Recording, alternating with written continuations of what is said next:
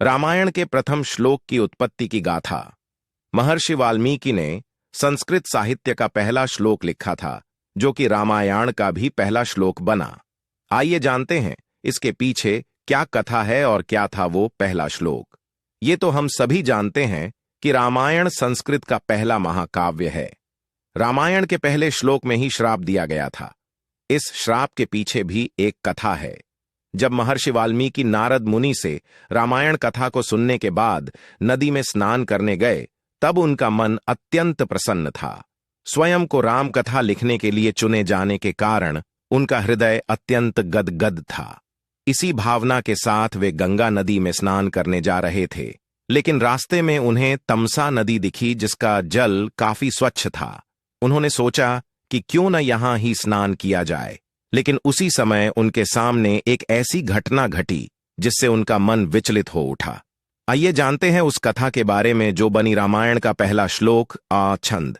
जब महर्षि वाल्मीकि जी नदी में स्नान कर रहे थे तो उस समय उन्होंने बुगलों का एक जोड़ा देखा जो कामातुर था तथा प्रेम में मग्न था।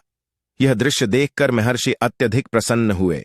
पशु पक्षियों के बीच ऐसा प्रेम देखकर महर्षि आनंदित हो रहे थे।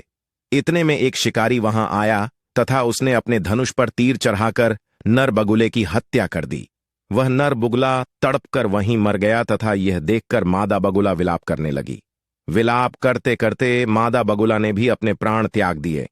इस करुणामय दृश्य को देखकर महर्षि वाल्मीकि अत्यधिक क्रोधित हो गए तथा उन्होंने उसी समय नदी के जल को हाथ में लेकर उस शिकारी को श्राप दे दिया।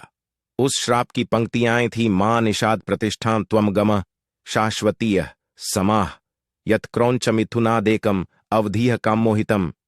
अर्थात, हे निषाद, तुम्हें अपने जीवन पर्यंत तक शांति नहीं मिलेगी, क्योंकि तुमने एक असावधान प्रेम में आतुर पंछी के जोड़े में से एक की निर्मम हत्या कर दी है।